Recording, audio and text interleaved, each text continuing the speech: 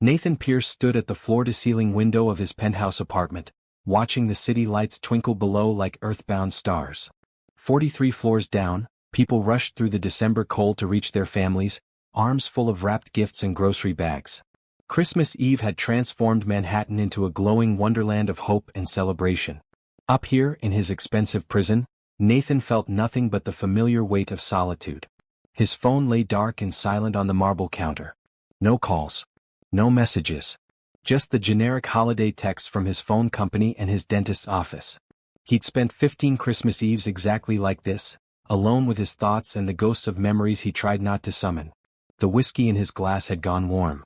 He set it down and moved to the leather couch that probably cost more than most people's cars. Everything in this apartment screamed success. The modern art on the walls, each piece worth 6 figures. The custom furniture. The smart home system that controlled everything from lights to temperature with voice commands.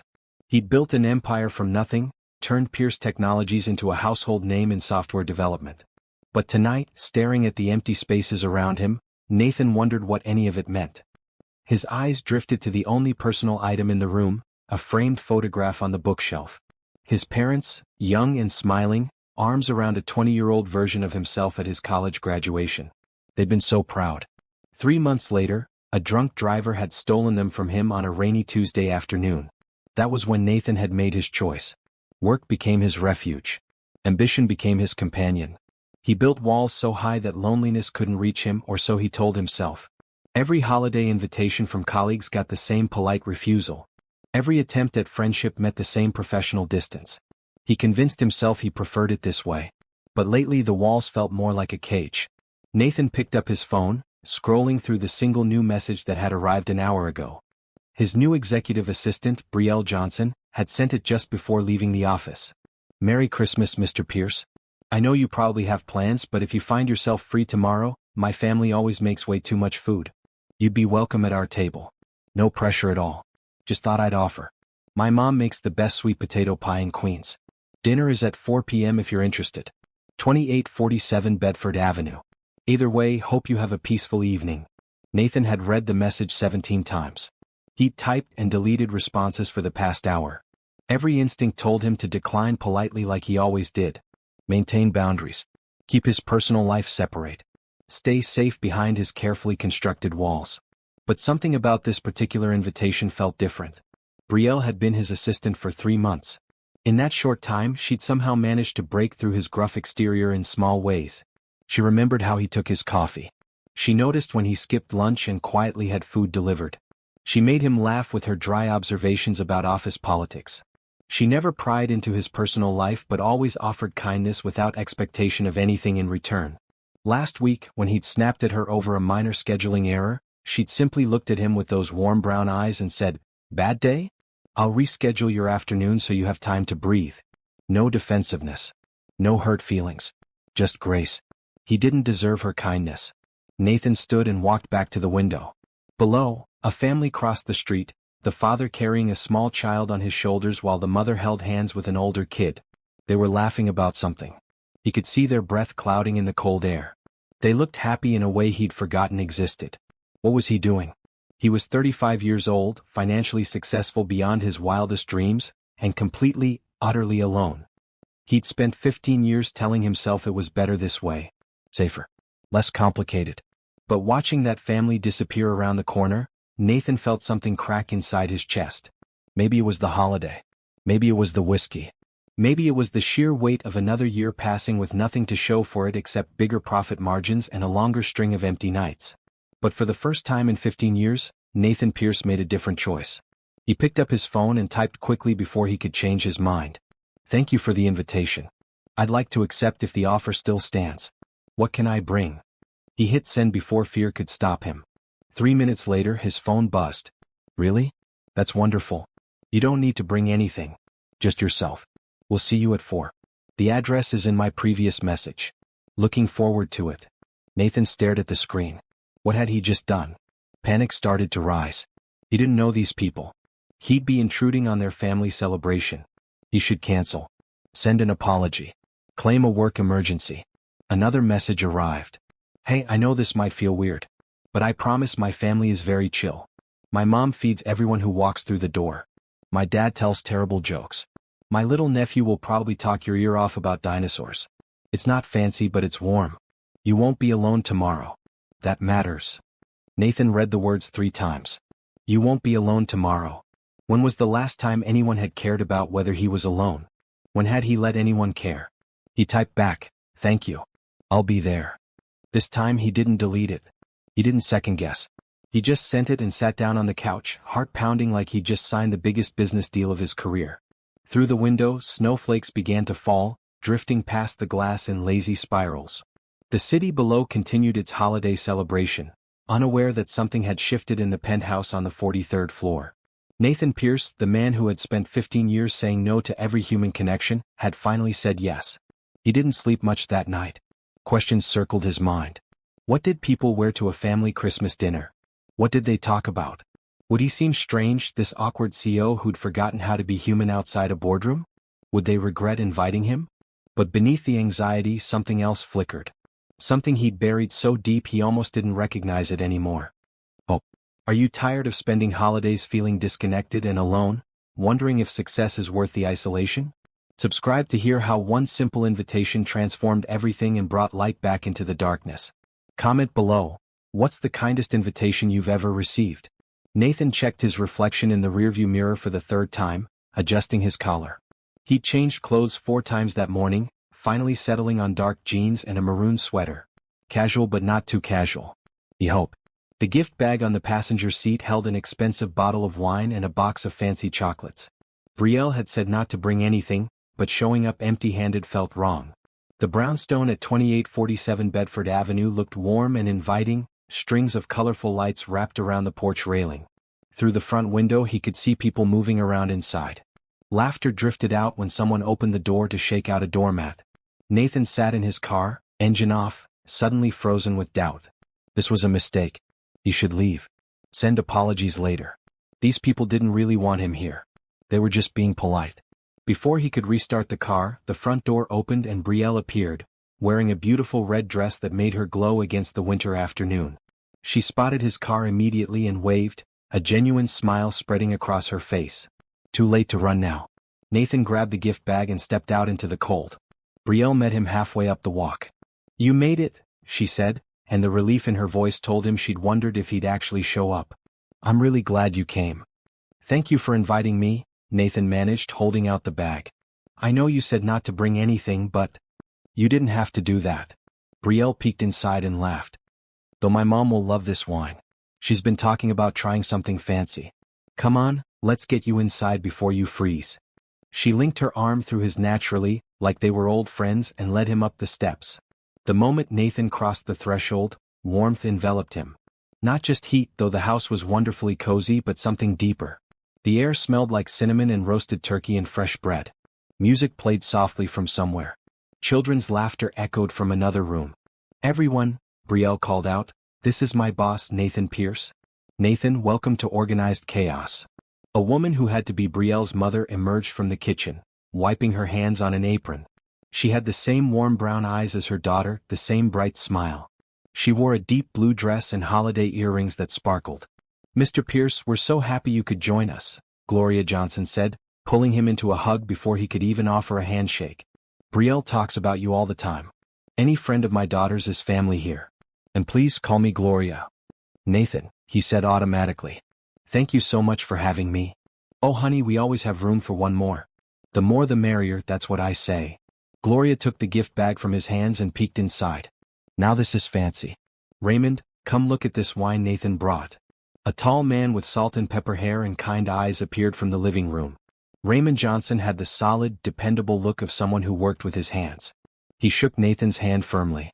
Good to meet you, Nathan. Glad you could make it. Hope you're hungry because Gloria's been cooking since yesterday. Everything smells amazing, Nathan said honestly. Doesn't it? A younger woman bounced over, holding a toddler on her hip. I'm Tiffany, Brielle's best friend. This is my son, Jerome. Say hi, baby. The little boy, maybe 2 years old, waved shyly at Nathan. He wore a tiny green sweater with a reindeer on it. He's adorable, Nathan said, meaning it. He's a handful, Tiffany laughed. But we love him anyway. Come on in and sit down. Brielle, show him where to put his coat. Brielle led Nathan to a coat closet already stuffed with jackets and scarves.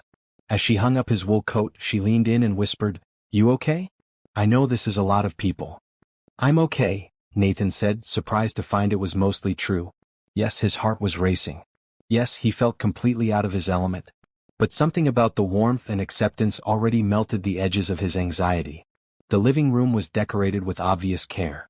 A Christmas tree stood in the corner, covered in ornaments that looked handmade by children over many years. Framed family photos covered the walls. The furniture was worn but comfortable, the kind of place where people actually lived instead of just existing. Nathan took a seat on the couch. Within minutes he was surrounded. Raymond settled into the armchair and started asking polite questions about his work. Gloria kept appearing with snacks and drinks, refusing to let his glass stay empty. Tiffany's son toddles over and offered Nathan a toy dinosaur with complete seriousness. "He likes you," Tiffany said. "Jerome doesn't share his dinosaurs with just anyone." "I'm honored," Nathan said, examining the plastic T-Rex gravely. "This is a nice one." Jerome beamed and launched into what Nathan assumed was a detailed explanation of dinosaur facts, though at 2 years old, most of it came out as enthusiastic babble. Brielle sat next to Nathan, close enough that their shoulders almost touched. She was laughing at something her dad said, her whole face lit up with joy. Nathan realized he'd never seen her like this. At work, she was professional, competent, always put together. Here she was just herself. Relaxed and happy and surrounded by love. Something in his chest squeezed painfully. When was the last time he'd been this version of himself? Had he ever been? "Dinner's ready," Gloria called from the dining room. The table was set for 12 people, every inch covered with dishes. Turkey and ham, sweet potatoes and green beans, macaroni and cheese and cornbread, cranberry sauce and gravy. More food than seemed possible for one family to eat. Nathan found himself seated between Brielle and Raymond, directly across from Gloria. People held hands around the table. "We say grace here," Gloria explained gently. "If that's not your thing, that's okay. Just hold hands with us anyway." Nathan took Brielle's hand on his left and Raymond's on his right. Gloria's prayer was simple and heartfelt, thanking God for family, friends, food, and blessings. She added a special thanks for Nathan joining them. His throat felt tight. Then the chaos of serving began. Plates passed in every direction. Conversations overlapped. Someone told a joke that made everyone groan. Jerome threw a piece of turkey and got scolded. Gloria piled more food on Nathan's plate than he could possibly eat. "You're too skinny," she declared. "Brielle tells me you work too much and forget to eat." "Not on my watch." Nathan couldn't remember the last time someone fussed over him. His parents probably. 15 years ago. "Tell me," Raymond said between bites, "how did you get started in software development?" Nathan found himself talking about his college years, how he'd built his first app in a dorm room, how he'd convinced his roommate to be his first investor. The story felt rusty, like he hadn't told it in years. Because he hadn't. At business dinners, people only wanted to talk about profit margins and market share. Nobody asked about the beginning, about the passion that had started it all. "That's really something," Raymond said. "Building something from nothing takes courage." "Or stupidity," Nathan said with a small smile. "Some days I'm not sure which." "Courage," Brielle said firmly. "Definitely courage." Her faith in him, simple and absolute, made his chest ache in a way that wasn't entirely unpleasant. The meal stretched on for hours. Gloria's sweet potato pie was, as promised, the best Nathan had ever tasted. Coffee appeared, then desserts, then more coffee. People pushed back from the table, groaning about being too full, but nobody left. They just sat there, talking and laughing and existing together. Nathan realized he'd been smiling for so long his face hurt. When was the last time that had happened? As the afternoon faded into evening, Nathan helped clear the table despite Gloria's protests. In the kitchen, while he dried dishes and Brielle washed, she bumped his shoulder gently. "Thank you for coming," she said quietly. "I know this probably wasn't how you planned to spend your holiday." "I didn't have any plans," Nathan admitted. "I would have been alone. So thank you for this." "Really? Nobody should be alone on Christmas." Brielle handed him another plate. "I'm glad you said yes." "Me too." And he meant it with every fiber of his being. For the first time in 15 years, Nathan Pierce had spent Christmas with family. Not his family by blood, but family nonetheless. People who welcomed him without questions, who fed him and made him laugh and treated him like he belonged. When he finally left, stuffed with food and overwhelmed with emotions he couldn't name, Gloria hugged him again at the door. You come back anytime you hear? You're always welcome here. Thank you, Nathan managed. For everything. Brielle walked him to his car, the cold night air sharp and clean. Stars were visible despite the city lights. I'll see you at work on Monday, she said. Monday, Nathan agreed. Then on impulse he added, this was the best Christmas I've had in 15 years. Brielle's smile could have lit up the entire city. I'm really glad. Drive safe. Nathan drove home in a daze. His apartment felt even emptier than before, but somehow it didn't bother him as much. Something had shifted inside him. A crack in the walls he'd built so carefully. And through that crack, light was starting to seep in. The office felt different on Monday morning. Or maybe Nathan was different. He arrived early as always, but instead of diving straight into emails he found himself thinking about the weekend. About Gloria's warm hugs and Raymond's steady kindness. About little Jerome's dinosaur collection and Tiffany's infectious laughter. About Brielle in that red dress, smiling like she'd given him the greatest gift in the world. Which, in a way, she had. His phone buzzed with a text. Brielle, morning. Coffee? Nathan stared at the message. They'd never done coffee together outside of quick catch-ups about his schedule. But something had shifted over Christmas dinner. A boundary had been crossed, though he wasn't sure which one or if that was okay. He typed back, conference room be in 10 minutes? Her response came immediately, perfect. Nathan gathered his things and headed to the small conference room they sometimes used for private meetings. Brielle was already there, 2 cups of coffee on the table, steam rising in the morning light. She wore a bright green blouse that made her skin glow. 1 sugar, no cream, she said, pushing a cup toward him. Like always. Thank you. Nathan sat across from her, cradling the warmth between his hands. I wanted to say again how much I appreciated Christmas. Your family is wonderful. They like you too. My mom texted me yesterday asking when you're coming back. Brielle smiled over her coffee. I think she's adopted you already. I wouldn't mind that, Nathan said quietly.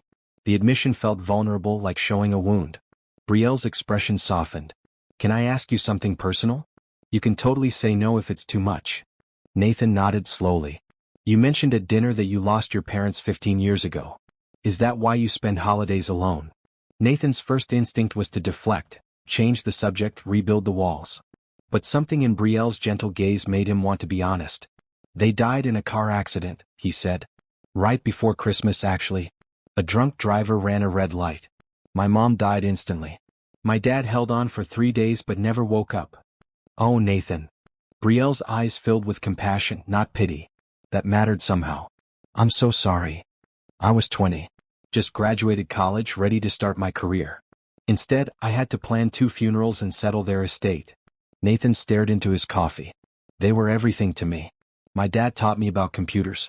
My mom always believed I could do anything. After they died, I just shut down. That makes sense. I threw myself into work. Building the company became my entire life. It was easier than dealing with the grief. Easier than making connections I could lose again. He looked up at her.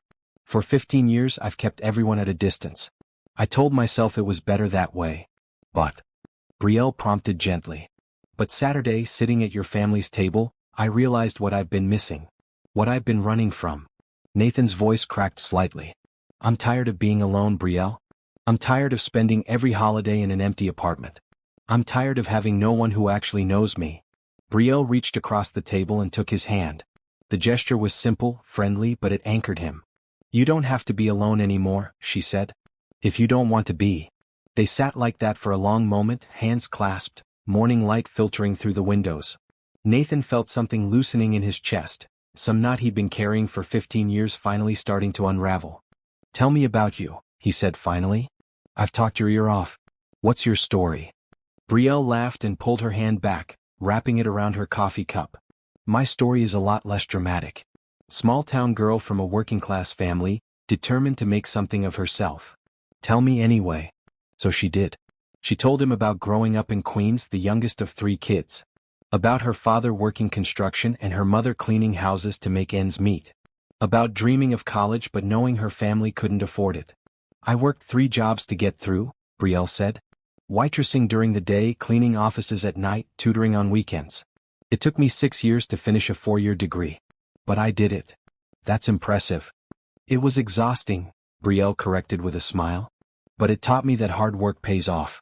That's something my parents always emphasized. Nothing worth having comes easy. They sound wise. They are. I'm lucky to have them. She paused. What I really want to do is start a nonprofit. Something that helps young women from backgrounds like mine access education. Mentoring programs, scholarship assistance, that kind of thing. Nathan leaned forward. That's a great idea. Why haven't you done it? Money mostly. And time. And honestly, I'm not sure I know enough about running an organization. Brielle shrugged. It's a dream I keep in my back pocket. Dreams are meant to be chased, Nathan said. Not kept in pockets.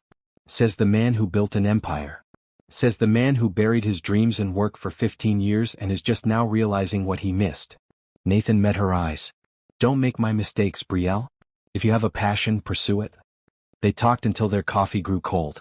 About dreams and fears, successes and regrets. Nathan found himself sharing things he'd never told anyone. About his dad teaching him to code on an old computer in their garage. About his mom's laugh, loud and unashamed. About the weight of success when you have no one to share it with. Brielle listened without judgment, occasionally asking questions, always present and engaged. Nathan couldn't remember the last time someone had actually listened to him like this. At business meetings, people nodded while checking their phones.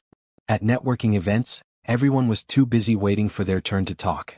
But Brielle listened like his words mattered. Like he mattered. Can I tell you something?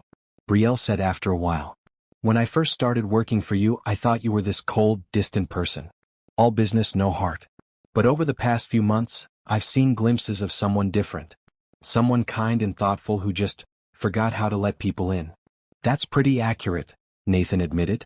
I'm glad you came to Christmas dinner. I'm glad you're letting yourself be human again. Me too. They were interrupted by Nathan's phone buzzing with meeting reminders. Reality intruded on their bubble. They both had work to do, schedules to keep. But as they stood to leave, Nathan touched Brielle's arm gently.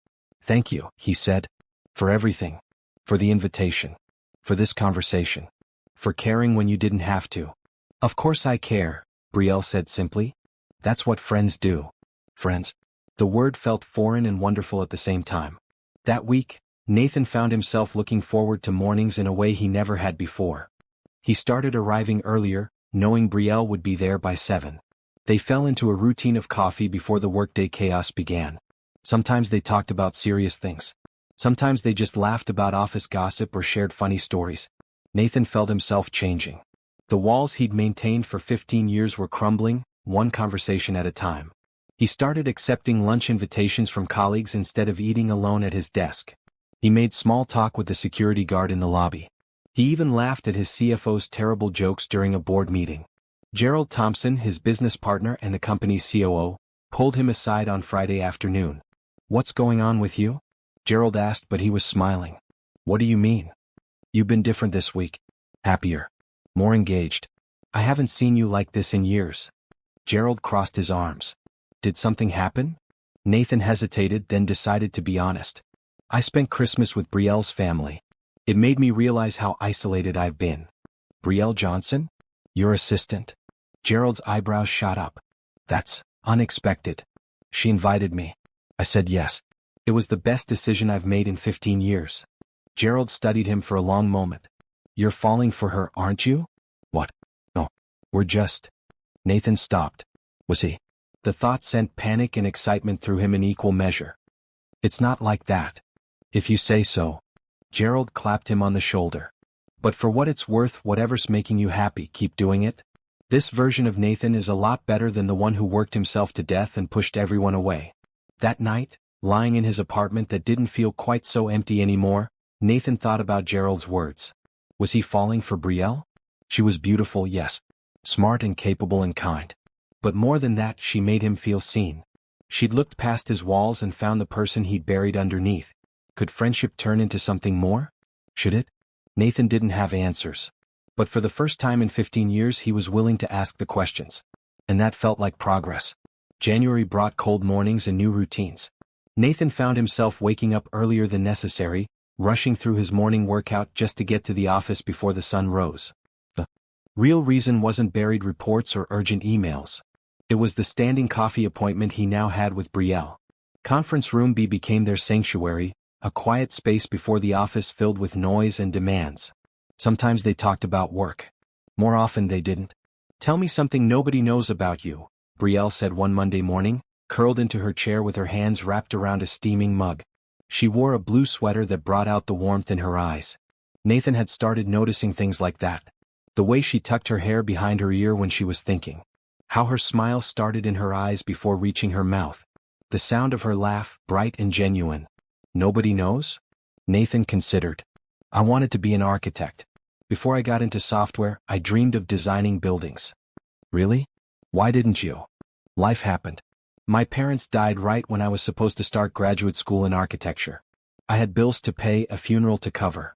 Software development was more practical, more lucrative. So I shelved the dream and never looked back. Brielle leaned forward. Do you ever think about going back to it? Sometimes. Late at night when I can't sleep, I sketch building designs. Nothing serious, just for myself. Nathan felt heat creep up his neck. He'd never admitted that to anyone. It's silly. It's not silly at all. It's beautiful that you kept that part of yourself alive. Brielle's voice was soft, encouraging. You should take a class or something. Pursue it properly. Maybe. Nathan cleared his throat, uncomfortable with the vulnerability. Your turn. Tell me something nobody knows about you. I'm terrified of failure. Brielle said it simply, but Nathan heard the weight behind the words. Everyone thinks I'm so confident and capable. But inside, I'm constantly worried I'm not good enough. That someone will figure out I'm just faking it. You're not faking anything. You're one of the most competent people I know. That's imposter syndrome talking, right? Brielle smiled sadly. Growing up poor, being the first in my family to get a degree, it puts pressure on you. Like you have to prove you belong in spaces you weren't born into. Sometimes I'm scared to dream too big because what if I fail? You won't fail. You don't know that. I do actually. Nathan met her eyes. Because failure is just part of success. I've failed more times than I can count. But you know what? I got up every time. That's what matters. Not whether you stumble, but whether you keep walking. Brielle's expression softened. When did you get so wise? About 5 minutes ago, apparently. They both laughed and the heavy moment lifted. But something had shifted again. Another layer peeled back.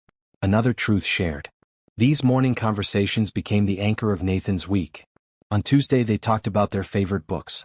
Nathan admitted he'd barely read anything except business reports in years. Brielle promised to make him a reading list. On Wednesday they discussed travel. Brielle had never left the East Coast. Nathan had been to dozens of countries for business but couldn't remember actually enjoying any of them. That's sad, Brielle said. All that travel and you never really saw anything? I saw the inside of conference rooms and hotel bars. Nathan shrugged. Not exactly exciting. If you could go anywhere, where would you go? For fun, not work. Nathan thought about it. Maybe Japan. The architecture there is incredible. Traditional and modern existing side by side. That sounds amazing. I'd love to see Italy. The art, the history, the food. Brielle's eyes went distant and dreamy. Maybe someday. Why not now? Money. Vacation time. The usual reasons. When I take my first real vacation, I'll bring you along as my cultural guide, Nathan said before he could think better of it. Brielle raised an eyebrow. Is that an official job duty? Consider it a consulting position. They grinned at each other and Nathan felt something warm bloom in his chest. Hope maybe. Or happiness. He wasn't sure he remembered the difference anymore. By Thursday, word had gotten around the office that the CEO and his assistant started early and had coffee together every morning. Nathan caught the speculative looks, heard the whispers die when he walked by. He should probably care about office gossip. But he didn't. Friday morning, Brielle brought pastries from a bakery near her apartment. My treat, she said, setting the box on the table. You've been buying coffee all week. I don't mind. I know. But sharing goes both ways. Nathan took a chocolate croissant and bit into it. Flaky, buttery, perfect. This is dangerous. I could get used to this. That's the plan. Brielle selected a bear claw. Get you addicted to Friday pastries so you'll never cancel our coffee meetings. I would never cancel these anyway. The words came out more serious than he'd intended. Brielle met his eyes. Me neither. It's the best part of my week. The air between them felt charged suddenly, heavy with things unsaid. Nathan wanted to reach across the table, take her hand, tell her that she'd become the best part of his entire life, not just his week. But he couldn't. She was his employee. Crossing that line would be inappropriate, potentially harmful to her career.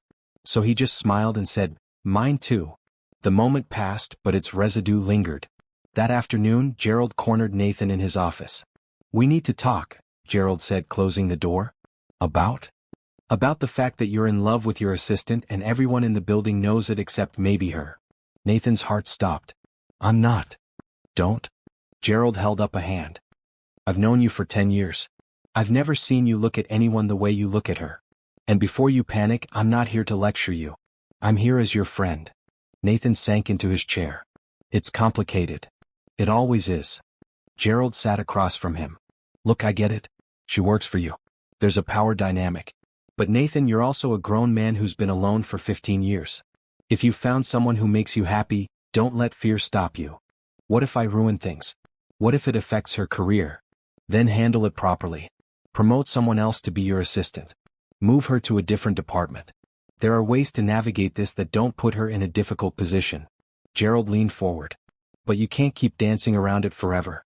Eventually, you need to be honest with her and with yourself." Nathan rubbed his face. "What if she doesn't feel the same way? That's a risk you take. But my guess? She feels the same way. I've seen how she looks at you too." After Gerald left, Nathan sat in his office for a long time, watching the city lights come on as darkness fell. Was he really this transparent? If Gerald noticed, who else had? More importantly, was Gerald right? Did Brielle feel something too, or was Nathan reading too much into friendly kindness? His phone buzzed with a text from Brielle. "You working late again? Don't forget to eat dinner." Nathan smiled despite himself. She always remembered, always checked in, always cared in small, consistent ways. He typed back, "Heading home soon. Thanks for the reminder." "Good. See you Monday for coffee?" "Wouldn't miss it." Nathan gathered his things and headed for the elevator. As he passed Brielle's now empty desk, he paused. A framed photo sat next to her computer. Her family at Christmas, everyone laughing. Nathan was in the picture too, slightly off to the side but included nonetheless. She'd gotten it printed and framed.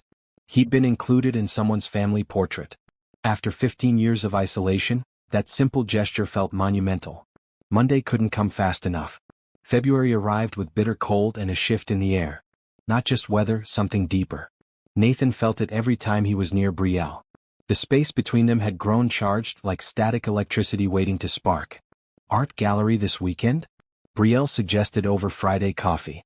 "There's an exhibition on contemporary architecture at the Museum of Modern Art. I thought of you when I saw it advertised." Nathan's chest warmed. She'd been thinking about him. "I'd love that. Saturday afternoon?" "Perfect. Meet there at 2. It's a date." Nathan froze the second the words left his mouth. "I mean, not a date. Just an appointment. A meeting." He fumbled for words. Brielle's smile was gentle, maybe a little amused. "I know what you mean. I'll see you Saturday at 2. But as she left his office, Nathan wondered if she did know what he meant. Or if maybe, just maybe, she'd caught the slip and didn't mind.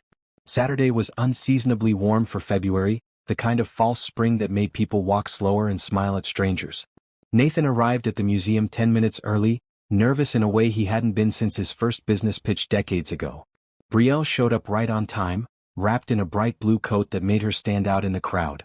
Her natural hair was pulled back with a colorful scarf, and she wore minimal makeup that highlighted rather than hid her features. She was beautiful in a way that made Nathan's breath catch. "Ready?" she asked, linking her arm through his like it was the most natural thing in the world. They spent 3 hours wandering through the exhibition. Nathan found himself talking more than he had in years, explaining the principles of different architectural styles, pointing out innovative design elements. Brielle listened intently, asking thoughtful questions, genuinely engaged. "You light up when you talk about this," she observed as they stood in front of a model of a sustainable housing complex. "Your whole face changes." "I forgot how much I love it," Nathan admitted. "Thanks for bringing me here. Thanks for sharing it with me." After the museum, they grabbed coffee at a small shop nearby. The conversation flowed easily, jumping from topic to topic with the comfort of old friends. Nathan told stories about his early business failures. Brielle shared memories of her college struggles. They laughed until their sides hurt at a particularly embarrassing story about Nathan trying to pitch his first investor while severely sleep-deprived. "I'm pretty sure I called him by the wrong name 3 times, Nathan said, wiping tears from his eyes. "Looking back, I'm amazed he gave me money at all." "He saw your passion," Brielle said. That's what people invest in. Not polished pitches. Real belief. As the sun set and the coffee shop prepared to close, Nathan walked Brielle to the subway. She lived in Queens, he lived in Manhattan. Different worlds that had somehow found overlap. This was really nice, Brielle said at the top of the subway stairs. We should do it again. How about next weekend? There's a new photography exhibition at the Whitney. You like photography? I like spending time with you, Nathan said honestly. The exhibitions are just an excuse. Brielle's smile could have lit the darkening street. Then yes, next Saturday. She hugged him before disappearing down the stairs, and Nathan stood there for several minutes after she'd gone, breathing in the lingering scent of her perfume and wondering when exactly his life had turned into something worth living. The next few weeks fell into a pattern. Coffee every morning before work. Lunch together when schedules allowed. Weekend outings to museums, galleries, quirky restaurants in neighborhoods neither of them had explored. Nathan felt like he was seeing New York City for the first time, experiencing it through Brielle's fresh perspective instead of his jaded businessman view. At work, people definitely noticed. Nathan caught knowing looks, heard the whispers. Even his executive team commented during a meeting. The boss is in a good mood these days, his CFO said with a grin. We should bottle whatever's causing it. Nathan didn't bother denying it. Why should he? For the first time in 15 years he was happy. Really, genuinely happy. If people wanted to gossip about that, let them. But with the happiness came complications. One afternoon in early March, Nathan found himself staring at Brielle's desk from his office window. She was on the phone, laughing at something the caller said. A young programmer from the development team stopped by her desk, clearly flirting. He leaned too close, touched her arm too familiarly. Brielle was polite but professional, creating distance without being rude. Nathan's hands clenched into fists. He had no right to feel jealous. Brielle wasn't his. She could talk to anyone she wanted. But the sight of another man touching her, making her smile, sent irrational fury through his veins. You're being ridiculous, he muttered to himself. Talking to yourself now? Tiffany Brooks appeared in his doorway. Brielle's best friend had started working in the marketing department and occasionally dropped by to say hello. That's a sign of something. Just thinking out loud, Nathan said, forcing a smile. Tiffany closed the door and sat down uninvited. Can I be real with you for a second? Sure. You're in love with my best friend. She's in love with you. This whole thing where you both pretend it's just friendship is exhausting to watch. Nathan's heart hammered. Brielle told you she has feelings for me? She didn't have to. I've known her since we were 15. I can read her like a book. Tiffany crossed her arms. The question is, what are you going to do about it? She works for me. It's complicated. Then make it less complicated. Promote someone else to be your assistant. Move her to a different department. There are solutions here that don't involve both of you suffering in silence. What if I'm wrong? What if she doesn't actually feel that way and I ruin our friendship? Tiffany laughed. Oh, you sweet, oblivious man. Trust me, she feels that way. But someone needs to make the first move, and I'm betting it should be you. After Tiffany left, Nathan sat with those words. Someone needs to make the first move. Could he do that? After 15 years of keeping everyone at arm's length, could he risk his heart? That weekend, Nathan and Brielle walked through Central Park. Spring was finally arriving for real this time. Trees budded with new leaves. Flowers pushed through the cold earth. Couples sat on benches holding hands, children chased each other on the grass, the whole world felt renewed. I've been thinking, Nathan said as they walked along a path lined with cherry blossoms just starting to bloom. About what you said months ago. About your dream of starting a nonprofit. Oh. Brielle looked up at him. What if I helped you make it happen? Not just advice but real support. Funding, connections, resources. Brielle stopped walking. Nathan, that's incredibly generous, but I couldn't. Why not? Because it's too much. I can't accept something that big from you. Why not? Nathan repeated, turning to face her fully. I have money I don't need. You have a dream that could change lives. Why not put them together? Because. Brielle struggled for words. Because then I'd owe you something huge. You wouldn't owe me anything. This would be an investment in something I believe in. An investment in you. Nathan took her hand, the touch sending electricity up his arm. Brielle, watching you light up when you talk about helping young women succeed is one of my favorite things. Let me help make it real. Tears welled in her eyes. Why are you so good to me? Because you're important to me. Nathan's voice dropped lower. More important than I probably should admit. The moment stretched between them, heavy with possibility. Brielle's hand was warm in his. Her eyes searched his face like she was looking for something specific. Nathan wanted to kiss her so badly it hurt, but fear held him back. "Okay," Brielle whispered finally. "I'll accept your help. But only if you let me be part of the planning, not just a recipient of charity. Deal?" Full partnership. They sealed it with a handshake that lasted too long and felt too intimate. As they continued walking, neither mentioned how they'd held hands for several minutes after. Neither acknowledged the tension singing between them like a tuning fork. But it was there, undeniable and growing stronger every day. That night, lying in bed, Nathan made a decision. He couldn't keep dancing around this forever. Gerald was right. Tiffany was right. Even Gloria, who'd cornered him at a Sunday dinner last week and told him to stop being stubborn, was right. He was in love with Brielle Johnson. And if there was even a chance she felt the same way, he needed to tell her. Life was too short for regrets. He'd spent 15 years running from connection, hiding behind work, choosing safety over happiness. Not anymore. Valentine's Day was in 2 weeks. Maybe that was too cliché, but Nathan didn't care. He was going to tell Brielle the truth. Whatever happened next, at least he would have tried. Nathan had never cared about Valentine's Day.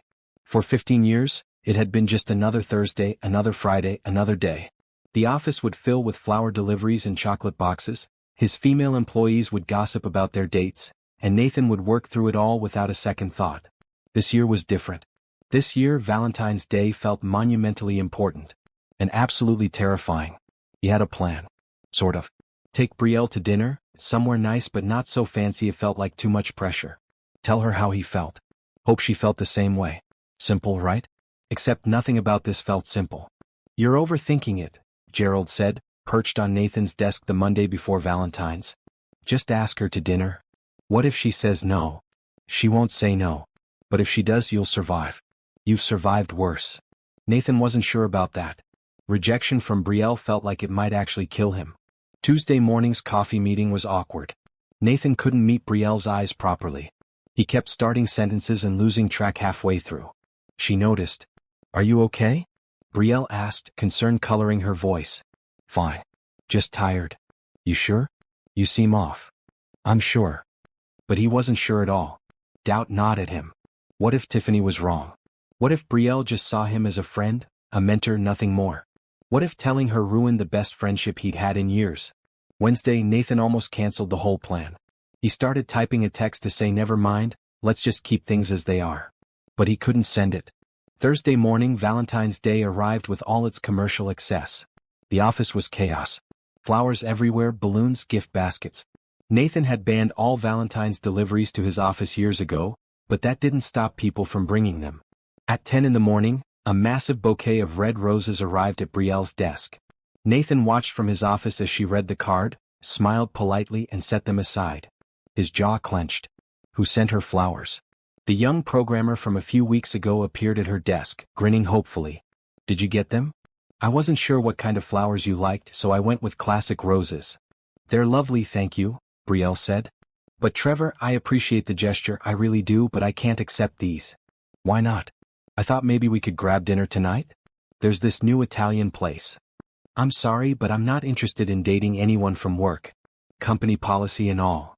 She pushed the flowers back toward him gently. "I hope you understand." Trevor looked crushed but took the flowers and left. Nathan felt guilty for the relief flooding through him. Poor Trevor never stood a chance. But the rejection reminded Nathan that Brielle took workplace boundaries seriously. She'd just turned down someone who was clearly interested. What made Nathan think she'd make an exception for him? At lunch, Tiffany found Nathan in his office. "You asked her yet?" She didn't bother with pleasantries. "Asked her what?" "Don't play dumb. You're asking her out tonight, right?" "I don't know. Maybe it's a bad idea." "It's the best idea you've ever had." Tiffany sat down and fixed him with a serious look. "Listen, I'm going to tell you something Brielle would kill me for sharing. But I'm doing it anyway because you both need a push." Nathan waited, heart pounding. "Last week, Brielle told me she's thinking about looking for a new job. Not because she doesn't like working here, but because her feelings for you are getting too strong and it's making her uncomfortable. She doesn't want to be the assistant pining after her boss." Nathan's stomach dropped. "She's leaving?" "Only if you don't give her a reason to stay. Which means you need to tell her how you feel. Today. Tonight. before she convinces herself leaving is the only option. After Tiffany left, Nathan sat frozen. Brielle might leave. The thought was unbearable. Worse than rejection. At least if she turned him down, she'd still be here. They could still have coffee in the mornings. Still be friends. But if she left? He picked up his phone and typed quickly, "Do you have plans tonight?" Brielle's response came after what felt like an eternity, nothing set in stone. "Why? I'd like to take you to dinner. Not a work thing. A personal thing. To thank you for the past few months and for being patient with me while I figure out how to be human again." 3 dots appeared, disappeared, appeared again. Nathan held his breath. "That sounds really nice. What time?" Nathan exhaled shakily. 7? I'll pick you up. Okay. Should I dress up? However you're comfortable. You always look beautiful. He hit send before he could stop himself. Maybe that was too much. Maybe. Smooth talker. See you at 7. Nathan spent the rest of the day in a state of controlled panic. He left work early, something he never did, and went home to shower and change. He put on his best suit, then changed to something more casual. Then back to the suit. Finally settled on dark slacks and a maroon button-down. Casual but nice. The restaurant he'd chosen was perfect. Small, intimate, good food, but not so fancy it screamed first date. Though this was a first date, wasn't it? Or was it just dinner between friends? Nathan didn't know anymore. He picked up Brielle at her apartment at exactly 7. When she opened the door, Nathan forgot how to breathe. She wore a stunning green dress that hugged her curves perfectly. Her hair fell in soft curls around her shoulders. Gold earrings caught the light. She looked like every fantasy Nathan had been afraid to acknowledge. "You look incredible," he managed. "Thank you. You clean up pretty nice yourself." Brielle grabbed a small purse. "Ready?" The restaurant was everything Nathan had hoped. Soft lighting, quiet conversation from other diners, perfect ambience. They were seated in a corner booth that felt private despite the other people around them.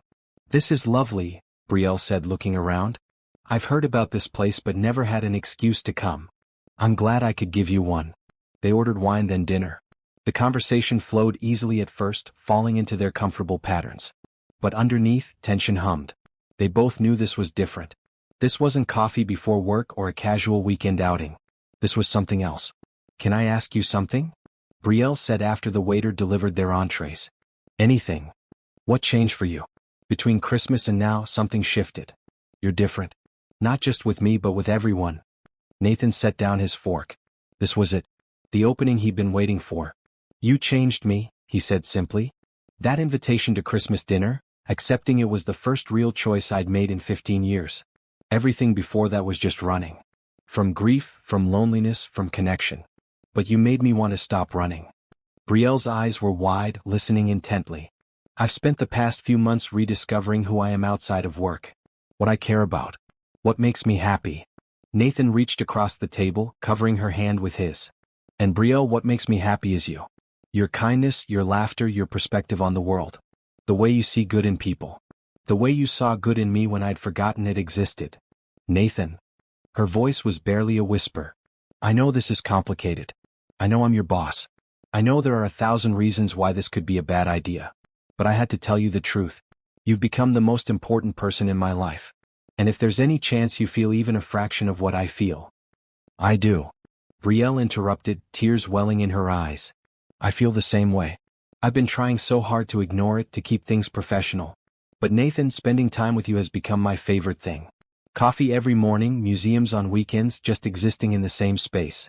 I can't imagine my life without you in it anymore." Nathan's heart soared. "Really? Really?" Brielle squeezed his hand. "But what do we do about work? I don't want anyone thinking I got where I am because of personal involvement. We'll figure it out. I can promote someone else to be my assistant. Move you to a department where there's no direct reporting relationship. We'll do it right, properly, so your reputation is never questioned. You do that. I'd do anything to make this work. If you'll give me a chance." Brielle's smile was radiant. "Yes. Absolutely yes."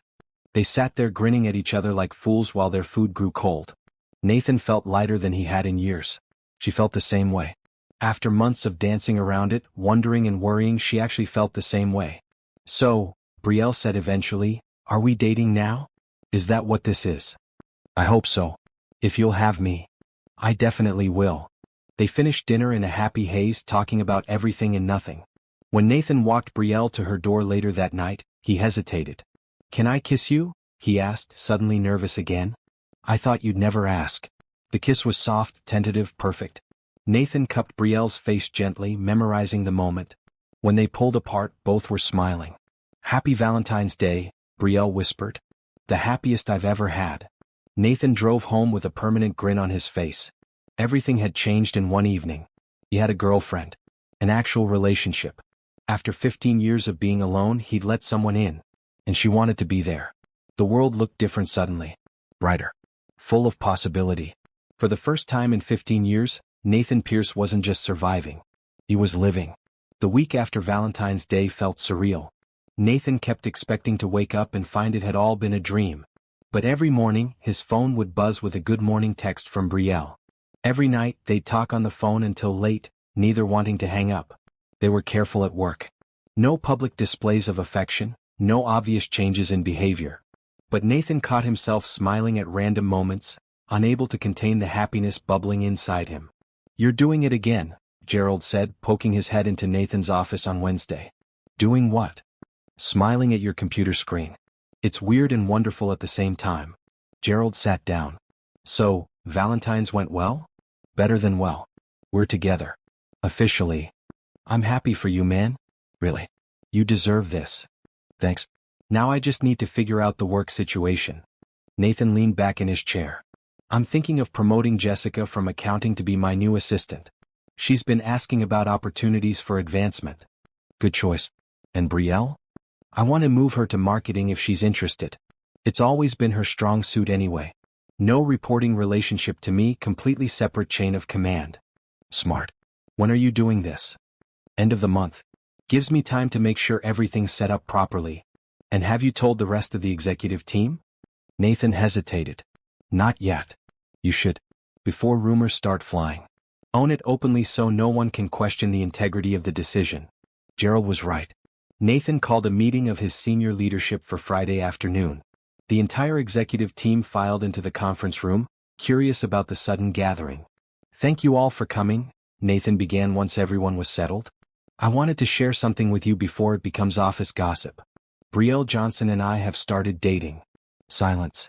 Then Melissa from HR spoke up carefully. "Okay. And you're telling us this because?"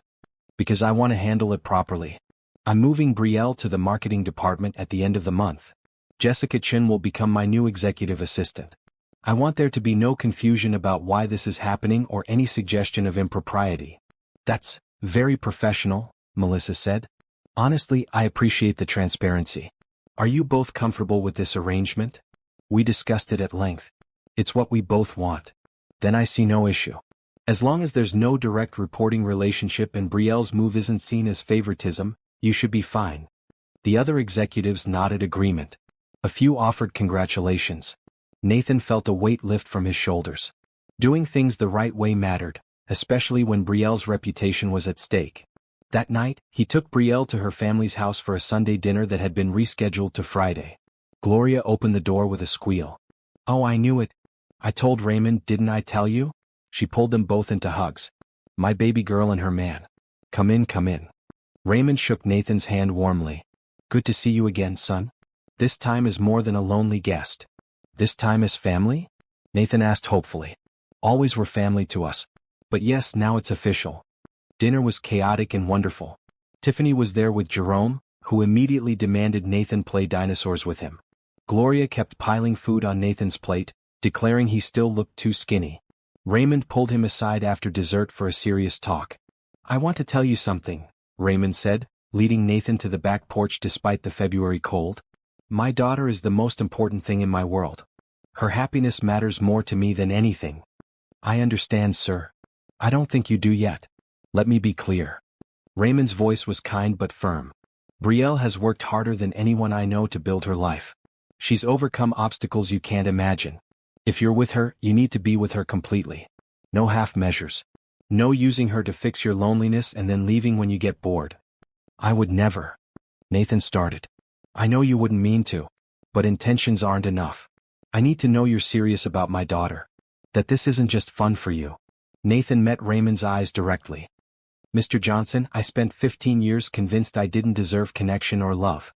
Brielle changed that. She saw past my walls and found the person I'd buried. I'm not just serious about her. I'm planning my entire future around her. She's it for me. Raymond studied him for a long moment, then nodded. Good answer. Now get back inside before Gloria thinks I'm being too hard on you.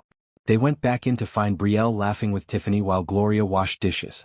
Your dad gave me the talk, Nathan said, wrapping his arms around Brielle from behind. Was he scary? Appropriately protective. I respect it. Brielle turned in his arms, smiling up at him. He likes you. They all do. You're officially part of this family now. Is that okay with you? It's better than okay. It's perfect. They left an hour later, full of food and warmth. As Nathan drove Brielle home, she took his hand. Can I ask you something? Always. Have you thought about what comes next for us? Long term, I mean. Nathan's heart picked up speed. All the time. What about you? I think about it too. About building something real with you. Not rushing but moving forward together. I'd like that. A lot. They sat outside Brielle's apartment for another hour, talking about dreams and futures. About the nonprofit they'd start together. About Nathan taking architecture classes. About traveling to all the places neither had really seen. About building a life that mattered beyond work and success. I should go inside, Brielle said finally, though she made no move to leave. You should, Nathan agreed, not letting go of her hand. Walk me up. At her door, they kissed until Brielle's neighbor walked by and cleared his throat pointedly. They both laughed, slightly embarrassed. Good night, Brielle whispered. Good night. I'll call you tomorrow. You always do. Nathan drove home in a daze of happiness. His apartment didn't feel empty anymore. Not because anything physical had changed, but because now it was just a place he slept. His real home, his real life was wherever Brielle was. The next week flew by in a blur of work and stolen moments. Nathan and Brielle kept things professional in the office, but they talked constantly outside of it. Phone calls that lasted hours. Text messages throughout the day. Dinner together most nights, sometimes at restaurants, more often at one of their apartments with takeout and Netflix. Nathan met more of Brielle's extended family at a big Sunday dinner. Cousins and aunts and uncles, all welcoming him with open arms. He'd never had a large family, and the chaos was overwhelming in the best way. At the end of March, the transition at work happened smoothly. Jessica took over as Nathan's assistant. Brielle moved to marketing. No drama, no complications. Brielle thrived in her new role, pitching creative ideas and collaborating with her new team. You look happy, Nathan said one evening as they walked through Central Park. Spring had finally arrived for real, trees blooming, flowers everywhere. I'm happy. This job fits me better. And not working directly for you takes away any weird power dynamic. I'm glad. They sat on a bench overlooking the pond, watching ducks swim by.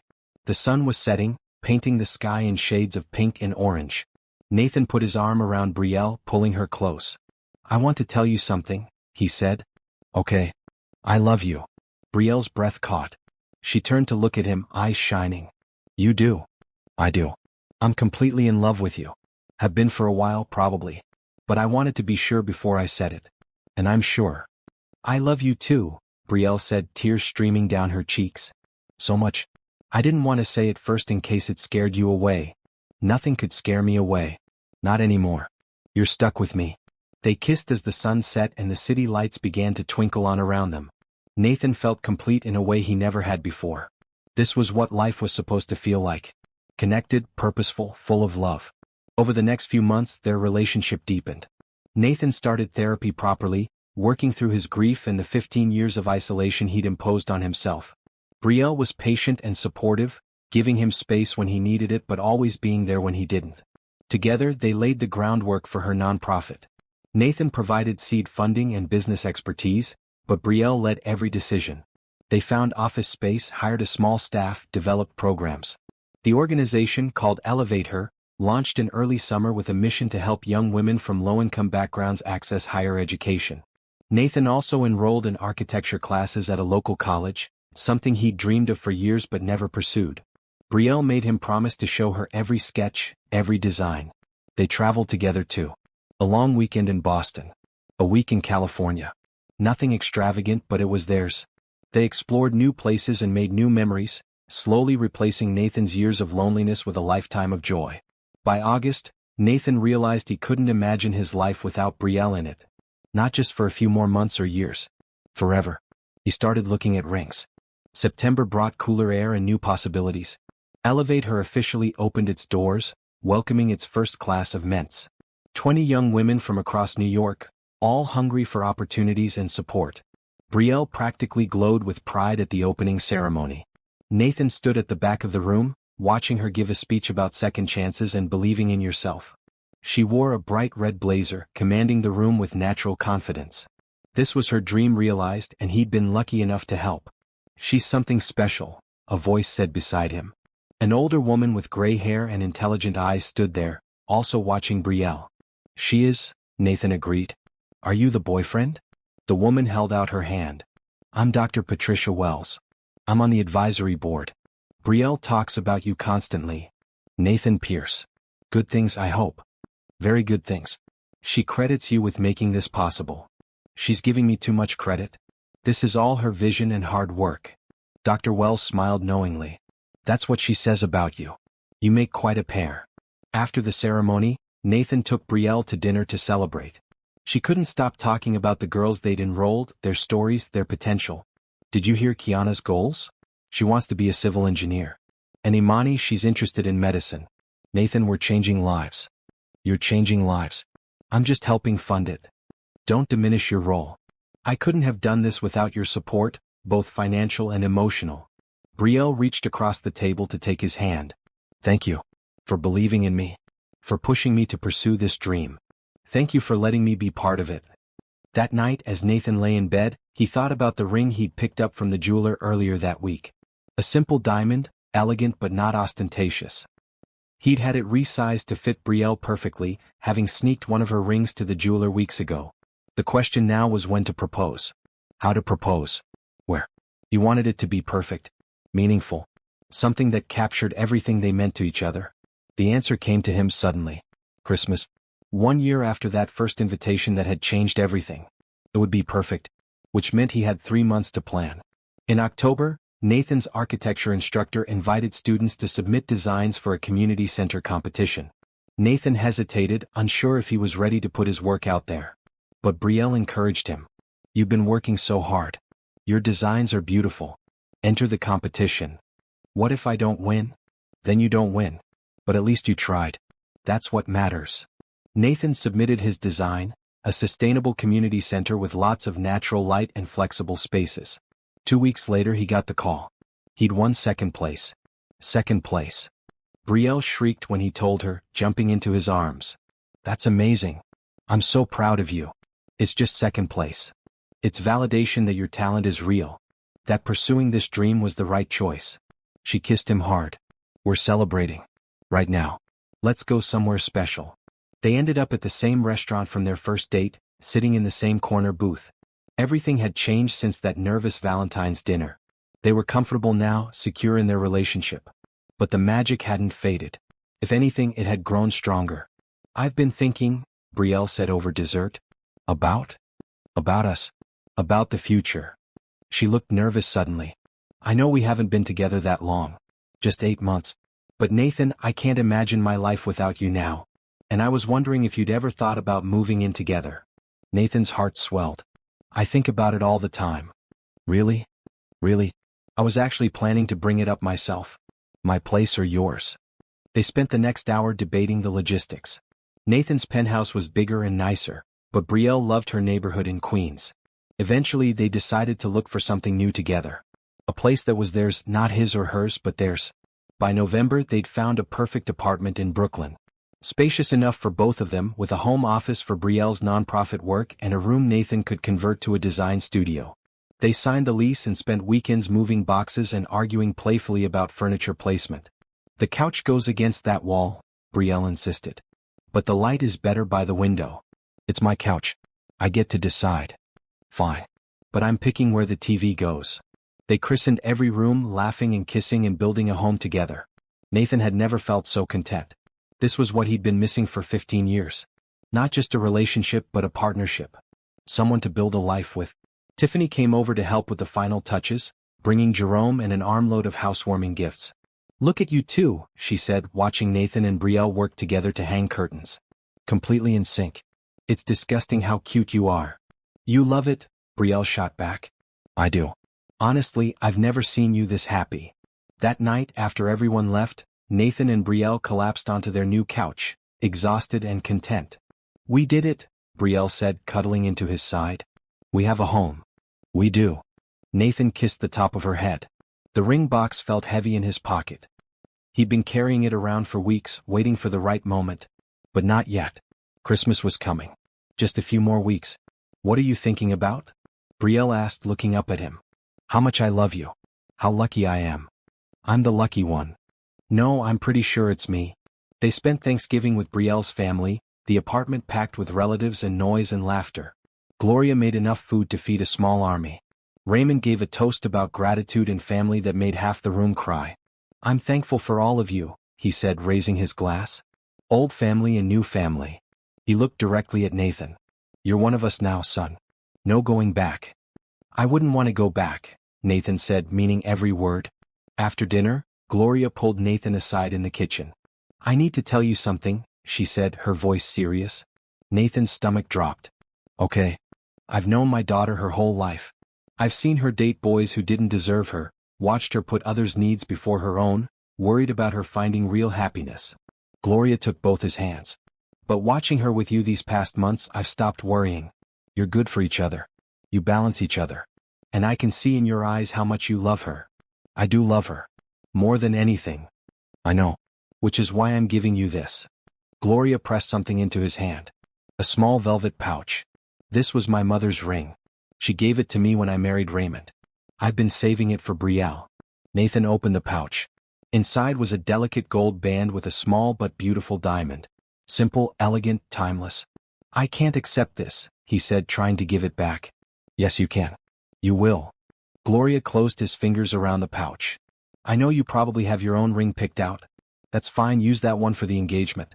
But this ring is part of our family history. I want Brielle to have it as her wedding band. Promise me you'll give it to her when the time comes. Nathan's throat felt tight. I promise. Thank you. This means everything. You mean everything to us. To her. Don't forget that. In the living room, someone started playing Christmas music. November wasn't even over, but nobody seemed to care. Jerome danced around with Tiffany. Raymond swayed with Gloria. Brielle appeared at Nathan's side, slipping her hand into his. What were you and Mom talking about? Just how much she loves you.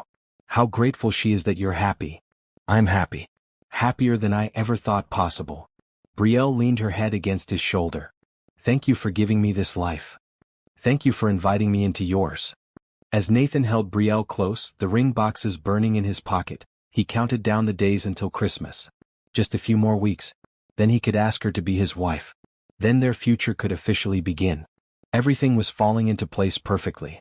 Mid-November brought unexpected challenges. Nathan was in a board meeting when Gerald rushed in, face grim. We need to talk. Now. Nathan excused himself and followed Gerald to his office. What's going on? TechVantage is making a move. They've been quietly buying up our stock for weeks. They're planning a hostile takeover. Nathan felt the blood drain from his face. TechVantage was a massive conglomerate known for acquiring companies and gutting them. How bad? Bad. They already own about 30%. If they get to 51, they can force a sale. We have maybe 2 weeks to come up with a counter strategy. 2 weeks? Before Christmas. They timed it deliberately. Holiday season, everyone distracted. They're counting on us not responding in time. Nathan's mind raced. Pierce Technologies was his life's work, built from nothing over 15 years. The thought of losing it to corporate raiders made him physically ill. Call an emergency leadership meeting, Nathan said.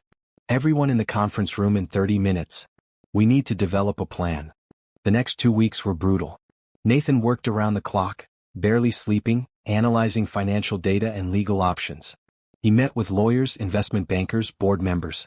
Every possible scenario played out. Every strategy dissected. Brielle brought him dinner at the office every night, refusing to let him skip meals. You need to eat, she'd say, setting down containers of food. I don't have time. Make time. You can't think if you're running on empty. But even Brielle's support couldn't shake Nathan's growing dread. He started canceling plans. Skipping meals despite her efforts. falling back into old patterns of isolation, convinced he had to fight this battle alone.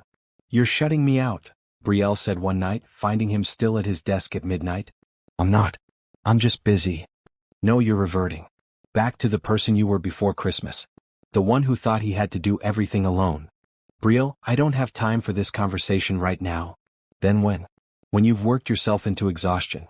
When you've pushed everyone away again?" Nathan snapped. "This company is everything I built.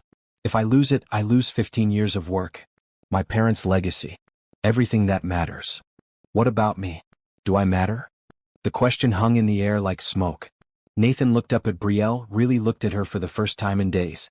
She had tears in her eyes. Dark circles under them. She looked exhausted and hurt. "Of course you matter," he said quietly. "Then let me help. Stop treating this like something you have to face alone." Nathan's walls crumbled. He was doing exactly what he'd promised not to do, pushing her away when things got hard. "I'm sorry," he whispered. "I'm so sorry. You're right. I'm falling back into old habits." Brielle came around the desk and pulled him into a hug. Nathan clung to her, breathing in her familiar scent, letting himself feel supported instead of isolated. "Tell me what's happening," Brielle said. "All of it." So Nathan explained. The hostile takeover attempt. The aggressive timeline. The million ways this could go wrong. Brielle listened quietly, then sat back with a thoughtful expression. "What if you're looking at this wrong?" she said. "What do you mean?" "You're thinking defensively. How to protect what you have. But what if you went on offense instead?" "I don't follow. TechVantage wants your company because it's valuable. But what makes it valuable? The technology, yes, but also the people. Your team. Your reputation for innovation." Brielle leaned forward. "What if you made the company less attractive to them? Split off certain divisions, create employee ownership structures. Make it harder to absorb." Nathan blinked. "That might actually work. You could also rally your employees. Make it public what's happening. Create bad PR for TechVantage. They won't want to be seen as the big bad corporation destroying a successful independent company." Ideas started flooding Nathan's mind. He grabbed a marker and started sketching on the whiteboard, Brielle calling out suggestions as he worked. By 3 a.m, they had the outline of a comprehensive counter-strategy. The next day, Nathan presented the plan to his leadership team. They expanded on it, refined it, made it stronger. Within a week, they'd restructured key parts of the company, launched a public awareness campaign, and rallied both employees and customers to their cause. TechVantage suddenly found themselves fighting not just Nathan, but an entire community defending Pierce Technologies. The bad publicity forced them to the negotiating table. The board meeting to finalize everything happened 3 days before Christmas. Nathan sat at the head of the table, heart pounding, as the lawyers reviewed the final terms. TechVantage would sell back their shares at a small profit and drop their takeover attempt. In exchange, Pierce Technologies would partner with them on one specific project, giving TechVantage access to certain technology without buying the whole company. "It's a good deal," Gerald whispered. "Take it." Nathan looked at his board members, his leadership team, Brielle sitting in the back of the room. She smiled at him encouragingly. "We accept," Nathan said. The room exploded in applause and relieved laughter. It was over. They'd won. Not a complete victory maybe, but enough. The company was safe. After everyone filed out, Nathan found Brielle waiting in his office. "We did it," he said, pulling her into his arms. "You did it? I just helped with strategy." "No, we did it. I would have failed if you hadn't pulled me out of my own head." Nathan kissed her softly. "Thank you for not letting me push you away. For reminding me that success means nothing if I'm alone." "You're never alone anymore," Brielle said firmly. "We're a team. Whatever comes next, we face it together." Nathan thought about the ring in his desk drawer, waiting for Christmas morning. 2 more days. He could wait 2 more days. "I love you," he said. "I love you too. Now let's go home and sleep for about 16 hours. They left the office together, hand in hand. The crisis had been averted. The company was secure. Christmas could actually be about celebration instead of stress. Everything was falling into place. Nathan just had to hold out for 2 more days until he could make Brielle his fiancée. 2 more days until their next chapter could begin. Christmas Eve morning dawned cold and clear.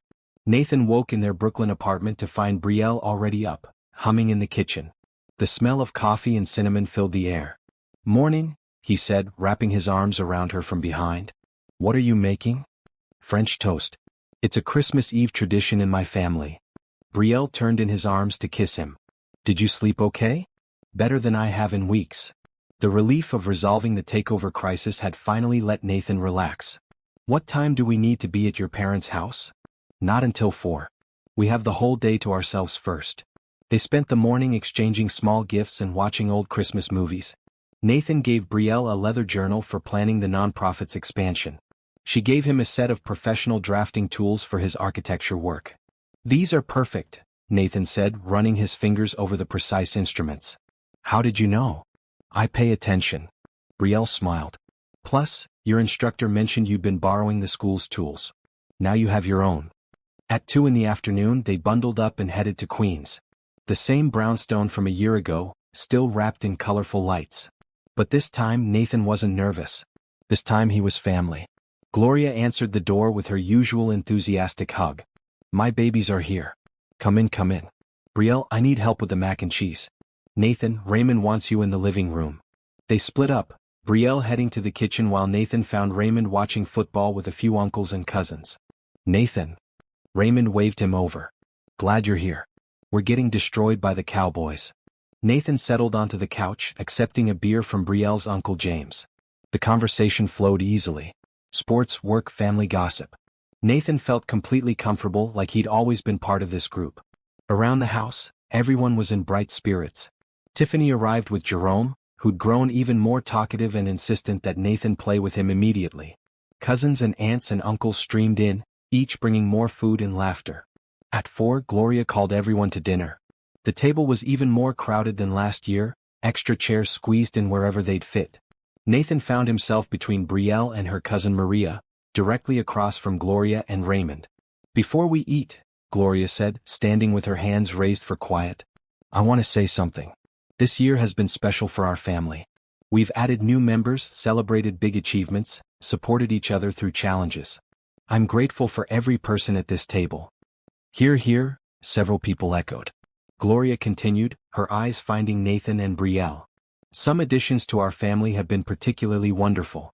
Nathan, when Brielle brought you here last year, I saw a man who'd forgotten what family felt like. But this year, watching you and my daughter build a life together, I see a man who's found his home. You're our son now in every way that matters. Nathan's throat tightened. Around the table, people nodded and smiled at him. Thank you, he managed. You've given me more than I can ever repay. Love isn't about repayment, Raymond said. It's about showing up. And you've shown up. They held hands around the table for grace. Gloria's prayer was heartfelt and beautiful, thanking God for blessings, family, love, and second chances. When she finished, the chaos of passing dishes began. Nathan noticed Brielle kept glancing at him with a soft smile. He squeezed her hand under the table. Tonight. After dinner, he'd ask her to marry him. The meal stretched on for hours just like last year. Too much food, too much laughter, too many people talking over each other in the best possible way. Nathan participated fully, telling stories and listening to others, completely present in the moment. After dessert, as people pushed back from the table groaning about being too full, Gloria started orchestrating cleanup. Nathan helped clear dishes, earning approval from several aunts who declared he was properly trained. In the kitchen, while Brielle was loading the dishwasher, Gloria caught Nathan's eye and nodded toward the back porch. He followed her outside into the cold evening air. You're going to ask her tonight, aren't you? Gloria said without preamble. Nathan pulled out the ring box from his pocket. How did you know? A mother knows. Plus, you've been fidgeting all evening. Gloria smiled. Do you want to do it here? In front of everyone? If that's okay. This is where everything started. It feels right. It's perfect. Raymond and I will get everyone into the living room after cleanup. When I call you both in, that's your moment. Thank you. For everything. Not just tonight but all year. Gloria hugged him tightly. You've made my daughter happier than I've ever seen her. That's all any mother wants. They went back inside to find cleanup nearly finished. Gloria started herding everyone toward the living room, insisting they needed to take family photos. Nathan hung back with Raymond, who gave him an approving nod. Ready? Raymond asked quietly. Terrified. Good. That means it matters. Raymond clapped his shoulder. She'll say yes. I'd bet my life on it. In the living room, the family gathered. Jerome was already asleep on the couch, worn out from excitement. Tiffany gave Nathan a knowing look and pulled out her phone ready to record. Someone started playing soft Christmas music. "Brielle, Nathan," Gloria called. "Come here for a photo." Brielle emerged from the kitchen, drying her hands on a towel. "What photo?" "We already took 100. Just one more." "Stand in front of the tree." Brielle rolled her eyes but complied. Nathan positioned himself next to her, heart hammering so hard he was sure everyone could hear it. This was it. The moment that would change everything. He turned to face Brielle, taking both her hands in his. Her expression shifted from confusion to sudden understanding. "Nathan." "A year ago," Nathan began, his voice shaking slightly, "I was alone on Christmas Eve. Sitting in my apartment, convinced that isolation was safer than connection. That success was enough to fill the emptiness inside me. And then you sent me a text message inviting me to dinner. You took a chance on a lonely, closed-off person who'd forgotten how to be human." Brielle's eyes filled with tears. Around them, the family had gone silent. "That invitation changed my entire life," Nathan continued. "You showed me what it means to be part of a family. You taught me that letting people in isn't weakness, it's strength. You made me believe that I deserved love, that I was capable of love. Every day with you has been better than the last. You've supported my dreams, challenged me to be better, and loved me even when I didn't make it easy." He dropped to one knee, pulling out the ring box. Brielle gasped, both hands covering her mouth. Happy tears streamed down her face. "Brielle Johnson, you saved me from a life of loneliness. You brought light into my darkness. You're my best friend, my partner, my home. I can't imagine spending another day without you, let alone another Christmas." Nathan opened the box, revealing the diamond ring that sparkled under the tree lights. "Will you marry me?" "Yes." Brielle didn't hesitate, didn't pause. "Yes, of course, yes." Nathan stood, hands shaking as he slid the ring onto her finger. It fit perfectly. Then Brielle launched herself into his arms, kissing him while the entire family erupted in cheers and applause. Gloria was crying. Raymond was grinning ear to ear. Tiffany was recording everything while also wiping tears. Cousins and aunts and uncles surged forward with congratulations and hugs. "I can't believe you did this here," Brielle said through her tears, holding up her hand to admire the ring. "In front of everyone. This is where it started. Where you brought me into your family. It felt right to make this official here too. It's perfect. You're perfect." Brielle kissed him again. "I love you so much." "I love you too. Forever." Gloria pushed through the crowd to hug them both. "Welcome officially to the family, son. Now we need to start planning a wedding." The rest of the evening was a blur of celebration. More photos, more tears, more laughter. Brielle called her siblings who weren't there. Nathan called Gerald, who answered on the first ring. "Did you do it?" Gerald demanded. She said yes. "Of course she did. Congratulations, man. You deserve this." Hours later, as guests started leaving and the house quieted down, Nathan and Brielle sat on the couch. Brielle couldn't stop looking at her ring, turning her hand to catch the light. "I still can't believe this is real," she said. "Believe it? You're stuck with me now. Best decision I ever made was inviting you to Christmas dinner." "Second best," Nathan corrected. "Best decision was saying yes just now." They sat in comfortable silence, watching the Christmas tree lights twinkle. Outside, snow had started falling, covering the city in white. It was late, almost midnight. Almost Christmas Day. "You know what's funny?" Brielle said. "Last Christmas I invited you because I felt bad imagining anyone alone on the holiday. I had no idea it would lead to this. I had no idea that one simple yes would change my entire life. But it did. You did. We both did. Together." Nathan thought about the past year. About morning coffees and museum visits. About learning to let people in. About building a nonprofit and taking architecture classes. About falling in love slowly then all at once. About creating a home, a life, a future. 15 years he'd spent alone, convinced he didn't need anyone. One invitation had shattered that illusion. One brave, kind woman had seen past his walls and decided he was worth saving. Have you found your person? The one who sees past your walls to the real you? Subscribe to see how kindness, hope, and love can transform everything. Comment below with your own second chance love story. What are you thinking about? Brielle asked, snuggling closer. How grateful I am. How lucky I am.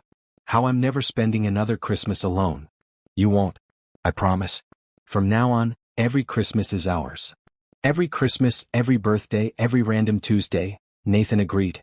All of it. Together. As midnight struck and Christmas Day officially began, Nathan kissed his fiancée and felt complete.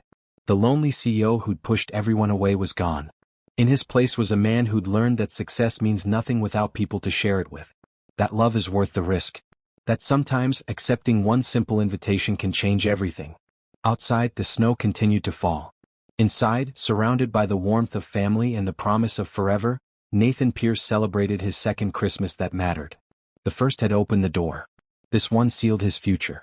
He'd never been happier in his entire life. And it had all started with 3 simple words from Brielle: dinner at my place. Sometimes that's all it takes to save someone. An invitation. An offer of kindness. A willingness to see the lonely person behind the successful facade. Brielle had offered that to Nathan when he needed it most. She'd taken a chance on a grumpy, isolated boss and found the man underneath. Now they had forever to keep discovering each other, keep growing together, keep building a life that mattered. As they finally headed home to their apartment in Brooklyn, hands intertwined, Brielle turned to Nathan one more time. Thank you for saying yes last Christmas. Thank you for letting me in. Thank you for inviting me. For not giving up when I made it hard. For loving me into life. They drove through the snowy streets, the city transformed into a winter wonderland. In their apartment, they curled up together on the couch, too wired from excitement to sleep. We're getting married, Brielle said like she still couldn't quite believe it. We're getting married, Nathan confirmed. Any regrets? Not even one. You. My only regret is spending 15 years without you. But we have the rest of our lives to make up for it. That's a good way to look at it. They stayed up until dawn talking about wedding plans and future dreams. About the life they'd build together. About always keeping their home open to people who needed family. About never forgetting where they came from or how they found each other. As the sun rose on Christmas morning, painting the sky in shades of pink and gold, Nathan held Brielle close and made a silent promise. He'd never take this for granted. Never forget the gift she'd given him. Never stop being grateful for that one brave invitation that had saved his life. He'd learned the most important lesson, that kindness, hope, and love really do change everything. That accepting help isn't weakness, it's wisdom. That the happiest endings come from the courage to say yes when someone offers their hand. Nathan Pierce had spent 15 Christmases alone. He'd never spend another one that way. Because he'd finally learned what home meant. Not a place but a person. And that person was Brielle now and forever. The story that began with loneliness ended with love. And that made all the difference.